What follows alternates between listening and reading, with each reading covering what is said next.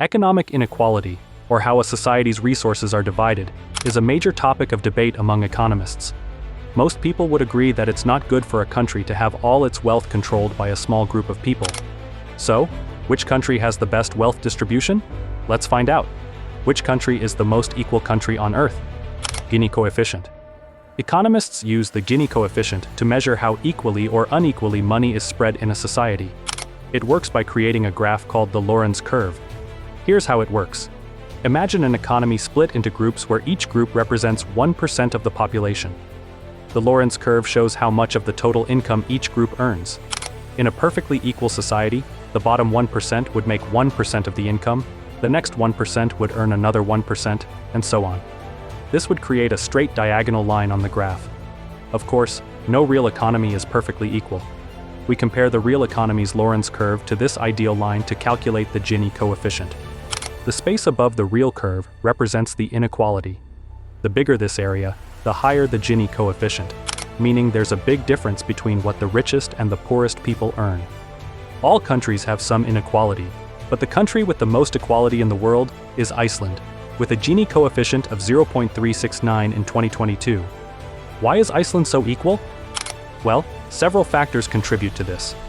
First, it's a small country with only 370,000 people. While size alone doesn't guarantee equality, Iceland does well in other ways. It has abundant geothermal energy, making electricity cheap. This attracts industries like aluminum smelting and cryptocurrency mining, keeping the economy competitive.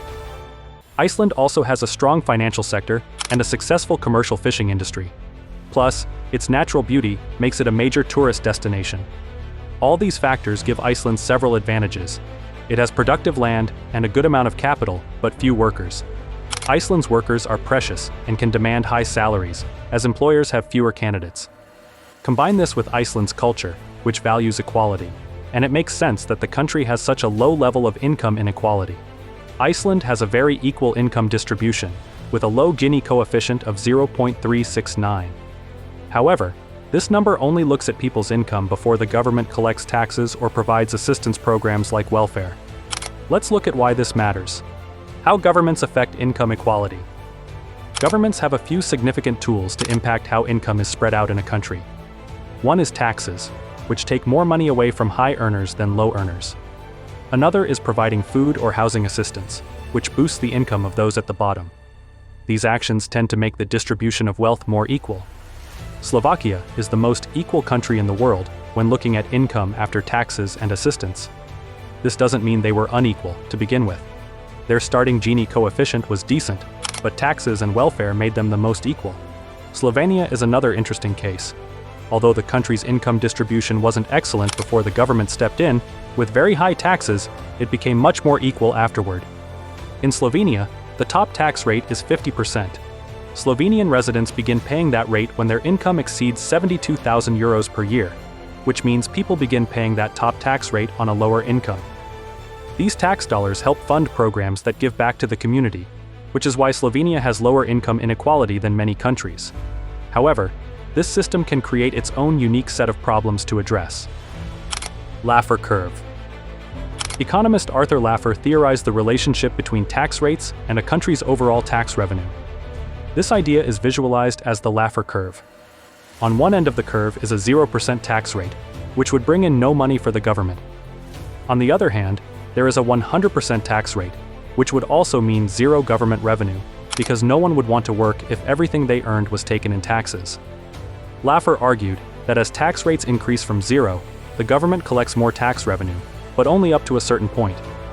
Beyond that point, higher taxes reduce the money the government brings in. Why? Because when taxes get too high, people aren't motivated to work as much, and they look for ways to pay less in taxes. Wealthy taxpayers might even move to different countries with lower tax rates. This doesn't just remove their tax dollars from the government's income. It also removes their skills from the workforce, hurting the economy overall. Which is the real equal country? Australia ranks highly in terms of economic equality. While its income and wealth distribution are not the most equal globally, it offers a significant advantage: a high standard of living for working-class citizens, because Australians are among the wealthiest people in the world. Notably, the typical Australian, the middle of the wealth distribution, has a net worth of about $238,000. revealing a high standard of living across the broader population. Though Australia's wealth distribution isn't perfect, it's relatively good compared to the US, indicating a smaller gap between the wealthy and the rest of society. Australia's policies play a vital role. They support average citizens while encouraging businesses to thrive.